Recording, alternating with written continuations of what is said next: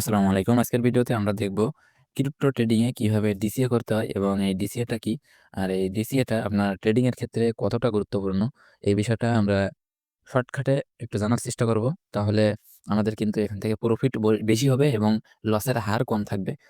আর আরেকটা বিষয় আমরা এখানে দেখব সেটা হচ্ছে আমরা যখন একটা সিগনালে এন্ট্রি নিই, ওই সিগন্যালটা অ্যা ২ টা, ৩ টা, ৪ টা পর্যন্ত কিন্তু হচ্ছে টার্গেট থাকে। তো এখানে অনেকেই চিন্তা করে যে আমি ফার্স্ট টার্গেটে ওইটা সেল করব না। আমি হচ্ছে সেকেন্ড টার্গেটে সেল করব কি থার্ড টার্গেটে সেল করব সেজন্য অপেক্ষা করে। তো ওই সেকেন্ড টার্গেট এবং থার্ড টার্গেটে সেল করার জন্য অনেকে বসে থাকে। কিন্তু কোনো কারণে ওই সময় যদি আপনার মার্কেট কিংবা ওই কয়েনটা ডাউন দেয়, ডাউন দিলে কিন্তু তারা ওই সেকেন্ড টার্গেটও ধরতে পারে না, থার্ড টার্গেটও ধরতে পারে না। ওদিকে আপনার ফার্স্ট টার্গেটে তো সেল করে না। কিন্তু মার্কেট ডাউন দেওয়ার কারণে দেখা গেল যে আপনার ফার্স্ট টার্গেটও সেল করা হইল না, আপনার বাই প্রাইস এর নিচে চলে আসলো। তখন কিন্তু FOMO-তে পড়ে ওইটা আপনার আর সেল করা হয় না। তখন সে লসের মাধ্যমে চলে যায়। মানে লসের মধ্যে চলে যায় আরকি। তখন চিন্তা করে যে, "না, আমি লসে সেল করব না। মার্কেট আরেকটু আপ হোক, আরেকটু আপ হোক, আমি সেল দেব।" এই করতে, করতে দেখা গেল তার যেটুকু লাভ ছিল সেটুকু আপনার চলে যায় এবং অলরেডি সে লসে চলে আসে। সে সেল করে না, সে বসে থাকে তখন লস নিয়ে। তখন বলে যে, "ভাই, আমি লসে আছি।" তো এই লসের হাত থেকে কিভাবে বের হবেন আপনি এবং লসবিহীন কিভাবে আপনি মার্কেটে টিকে থাকবেন, প্রফিটে সেল করবেন এবং থার্ড টার্গেটে সেল করবেন। এই প্রসেসটাও দেখানোর চেষ্টা করব। সকলে এই ভিডিওটা শেষ পর্যন্ত দেখেন, তাহলে বুঝতে পারবেন। আর অবশ্যই যারা আমার চ্যানেলটা সাবস্ক্রাইব করেননি, সকলে আমার ইউটিউব চ্যানেলটা সাবস্ক্রাইব করে দেবেন এবং একটা লাইক করবেন। সুন্দর একটা কমেন্ট করবেন যাতে আমার এই ভিডিও বানাইতে আরো ভালো লাগে। আর অবশ্যই সবাইকে বলব আমার এই ভিডিও ডেসক্রিপশন বক্সে আমার এই টেলিগ্রাম চ্যানেলের লিঙ্ক দেওয়া থাকবে। সবাই আমার টেলিগ্রাম চ্যানেলে জয়েন হয়ে যাবেন এবং কমেন্ট বক্সেও আমি দিয়ে দেওয়ার চেষ্টা করব টেলিগ্রাম চ্যানেলের লিঙ্কটা। কারণ এই চ্যানেলে আমার এখানে মার্কেট আপডেট এবং ফ্রি সিগন্যাল দিয়ে থাকি। এ বিভিন্ন নিউজ A to Z সবকিছুই তো ভিডিও করা সম্ভব হয় না। আমি এই চ্যানেলের মাধ্যমে শেয়ার করে থাকি। আর আপনাদের তো সিগন্যাল দরকার। তো অবশ্যই এই চ্যানেলে জয়েন হবেন। তাহলে সবকিছু এই চ্যানেলের মধ্যে আপনারা পেয়ে যাবেন। এবং আপনারা এখান থেকে ডাইরেক্ট আমার সাথেও কনট্যাক্ট করতে পারবেন। আমার এই চ্যানেলের প্রোফাইলে এখানে টাচ করলে, এই যে মোর অপশনে টাচ করলে, এখানে কিন্তু আমার এই যে ইউজার নেম পেয়ে যাবেন। এখানে টাচ করে কিন্তু ডাইরেক্ট আমার সাথে আপনারা কনট্যাক্ট করতে পারবেন। তো অবশ্যই সবাই আমার এই টেলিগ্রাম চ্যানেলে জয়েন হয়ে যাবেন। তো চলেন আমরা দেখি এখন ডিসিএ টা কি এবং ওটা কিভাবে করতে হয়। তো আমরা চলে আসলাম বাইন্যান্সে। এখন আমরা যাবো হচ্ছে ট্রেড অপশনে। ট্রেড অপশনে গিয়ে আমরা সাপোজ ধরেন এই যে এআরবি কয়েনটা আমি আপনাদেরকে কিনতে বললাম। তো এই এআরবি কয়েনটার দাম আছে বর্তমানে $১। এটা আমরা ধরলাম না, ধরলাম যে $১। তো এই কয়েনটা আপনাদেরকে আমি কিনতে বললাম। এখন কোনো কারণে যদি মার্কেট ডাউন দেয় কিংবা এই এআরবি কয়েনটা ডাউন দেয়, তো ডাউন দিয়ে সাপোজ আপনি ধরেন $১ থেকে আপনার ৮০ সেন্টে চলে আসলো। তো আপনি এই $১ এ যদি $৫০ দিয়ে এই কয়েনটা বাই করেন, মানে কিনেন, তো মার্কেট ডাউন দিয়ে এই এআরবি কয়েনটা যদি ৮০ সেন্টে চলে আসে, তাহলে কিন্তু আপনার ওখানে $২০ হচ্ছে লস শো করবে। মানে $৫০ থেকে $২০ কমে যাবে, $৩০ শো করবে। তো ওই সময় আপনি ওই ৮০ সেন্টেই এই কয়েনটা যদি আবারও ওই $৫০ অথবা তার হাফ $২৫ দিয়ে কিনতে পারেন, তাহলে এই কয়েনটা যখন আবার মার্কেট আপ ট্রেন্ডে যাবে, রিকভার শুরু করবে, তখন এই $১ এই বাই রেঞ্জে আসা আসার আগেই মানে ওখান থেকে যদি আপনার ৯০ সেন্টে চলে আসে না ১০% আপ করে, তাহলে দেখবেন আপনার যে টোটাল ফান্ড মানে মূল যে আপনার টাকাটা, সেই টাকাটা কিন্তু উঠে যাবে এবং আপনার ১ম বাই রেঞ্জ এই $১ এ যদি আসে, তখন দেখবেন আপনার প্রফিট থাকবে। মানে আপনার এভারেজ হয়ে যাবে। এই ১ম বাই রেঞ্জে আসলেই আপনার কিন্তু প্রফিট থাকবে। আপনি যদি ওই ৮০ সেন্টে আবারও এই কয়েনটা কিনতে পারেন তাহলে। আর যদি না কিনতে পারেন, তাহলে আপনার কি হবে? আপনার এই মার্কেট যখন রিকভার হয়ে আবার এই $১ আসবে, সেই পর্যন্ত কিন্তু আপনার এটা মানে বসে থাকতে হবে আপনার মার্কেটে। এটা এইভাবে এখানে ডলারটা $৫০ ফেলে রেখে বসে বসে থাকতে হবে। কোন সময় আপনার রিকভার হয়ে $৫০ এ আসবে এবং এখান থেকে আপনার কোন সময় প্রফিট আসবে সেই পর্যন্ত কিন্তু আপনার এখানে বসে থাকতে হবে। তো এটা একটা কিন্তু সময়ের ব্যাপার। মানে এখানে সময় ধরে বসে থাকতে হয়। তো আপনি যদি এই কয়েনটা যখন ৮০ সেন্টে গিয়েছে ওইখানে যদি আবার বাই করতে পারেন মানে কিনতে পারেন, তখন কিন্তু আপনার এই যে লং টাইম একটা সময়, এই সময়টা কিন্তু অত সময় বসে থাকা লাগে না।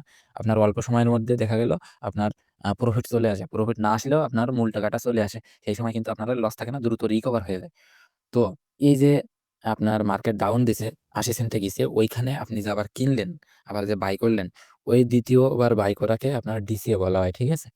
ওখান থেকে যদি আরো কমে যায় বাই চান্স কোনো কারণে, ওখানে আপনার ৩য় বার আবার কিনতে হবে। ওই কেনাটাকে মানে একটা কয়েন আপনি একবার কিনলেন। ওই কয়েনটার আপনার দাম কমলে ২য় বার এবং ৩য় বার কেনাকে আপনার ডিসিএ বলা হয়। ঠিক আছে? ক্রিপ্টোকারেন্সির ভাষায় এদেরকে ডিসিও বলা হয়। আপনি একটা কয়েন একবারের জায়গায় ২ বার ৩ বার কিনলেন, ওই কেনাটাকে ক্রিপ্টোকারেন্সির ভাষায় ডিসিএ বলা হয়। ঠিক আছে? আবার এই দাম কমে গেলে আবার বাই করতে বলছি, ডিসিএ করতে বলছি। তাই বলে যে আপনি এই যে $১ কিনলেন, এখান থেকে দেখা গেল আপনার ৯৫ সেন্টে চলে আইছে। অল্প একটু কমছে। আপনি এখানে যে আবার $৫০ দিয়ে কি $২৫ দিয়ে কিনবেন, এমন কিন্তু না। আপনার যে কয়েনটা কিনবেন ওই কয়েনটা মিনিমাম 10%, 10%, 15%, 20% যদি আপনার ডাউন দেয়, সেই সময় কিন্তু আপনার ডিসিএ করতে হবে। মানে ওই কয়েনটা আবার কিনতে হবে। তো এই ডিসিএটা ক্রিপ্টো মার্কেটের জন্য খুবই গুরুত্বপূর্ণ। আপনি ডিসিএ না করতে পারলে আপনি এখানে প্রফিট করতে পারবেন না। সেই পরিমাণে এখানে লাভ আপনি করতে পারবেন না। অবশ্যই আপনার এখানে ডিসিএটা করতে হবে ক্রিপ্টো মার্কেটে। 20%, 30% একটা কয়েন ডাউন দিলে অবশ্যই ডিসিএ আপনার করতে হয়। ডিসিএ না করতে পারলে আপনি প্রফিট করতে পারবেন না এবং আপনি অনেকদিন ধরে লস নিয়ে আপনার মার্কেটে বসে থাকতে হবে ডলারটা ফেলাই রেখে। আশা করি ডিসিএটা আপনাদেরকে বুঝাইতে পারছি। এখন আসি যে সাপোজ আমি আপনাদের একটা কয়েনের সিগনাল দিলাম। এই যে ARB কয়েনটার আমি আপনাদেরকে সিগনাল দিলাম এবং এটার আমি সেল টার্গেট দিছি ৩ টা। মানে এই যে $১ এ আছে, এখন আমি এটার সেল টার্গেট দিয়েছি ৩ টা। যে আপনি ফার্স্ট টার্গেট দিয়েছি $১.১০, সেকেন্ড টার্গেট দিয়েছি $১.২০, থার্ড টার্গেট দিয়েছি $১.৩০। তো অনেকে চিন্তা করেন আমি ফার্স্ট টার্গেটে এটা সেল করব না। আমি সেকেন্ড টার্গেটে, থার্ড টার্গেটে সেল করব। তো অনেক সময় অ্যা মার্কেট ডাউন দেয়। ডাউন দিলে আপনারা ফার্স্ট টার্গেট বাড়ায় গেলেও সেল করেন না। সেকেন্ড টার্গেটের অপেক্ষায় বসে থাকেন। সেই সময় মার্কেট ডাউন দিলে আপনার ফার্স্ট টার্গেটেও সেল করা হলো না। আপনার দেখা গেল বাই জোনের নিচে চলে আসলো, তখন আপনি লসে পড়ে গেলেন। তখন আপনার ওই ডলার নিয়ে ওখানে বসে থাকতে হয়। তো এখানে একটা সিস্টেম আছে। এই সিস্টেমটা যদি আপনি কাজে লাগান তাহলে আপনার এখানে আপনি লসের শিকার হবেন না। ঠিক আছে? তো সেটা কি? আচ্ছা, আমি একটা সিগন্যাল আমি আমার টেলিগ্রাম চ্যানেল থেকে দেখে আসি। তো চলে আসলাম আমি আমাদের টেলিগ্রাম চ্যানেলে। এখানে আমরা এই সিগন্যালটার মাধ্যমে, এই যে এই সিগন্যালটার মাধ্যমে আমরা একটা বোঝার চেষ্টা করব। ঠিক আছে? তো আপনি এই কয়েনটা এই প্রাইসে বাই করলেন। বাই করার পর আমি আপনাদের সেল টার্গেট দিয়েছি কত?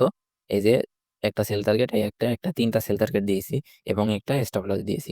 এখন আপনারা এই কয়েনটা এই প্রাইসে বাই করার পর দেখতেছেন আপনাদের ফার্স্ট টার্গেট হিট করছে। এখন আপনি চাচ্ছেন আপনি সেকেন্ড টার্গেটে সেল করবেন। এখন আপনার এখানে করণীয় হচ্ছে আপনার স্টপ লস ব্যবহার করবেন আপনার এই বাই প্রাইসে। আপনার এই যেটা কিনছেন, আপনার তো পাম্প করে মার্কেট এখানে চলে গেছে, ফার্স্ট টার্গেট হিট করেছে। তাহলে আপনি এই স্টপ লস এটা উঠাবেন, এটা দিবেন না। আপনি বাইন্যান্সে যেয়ে ওসিও তে যেয়ে আপনি এই যে এই প্রাইসে স্টপ লস বসায় দিবেন।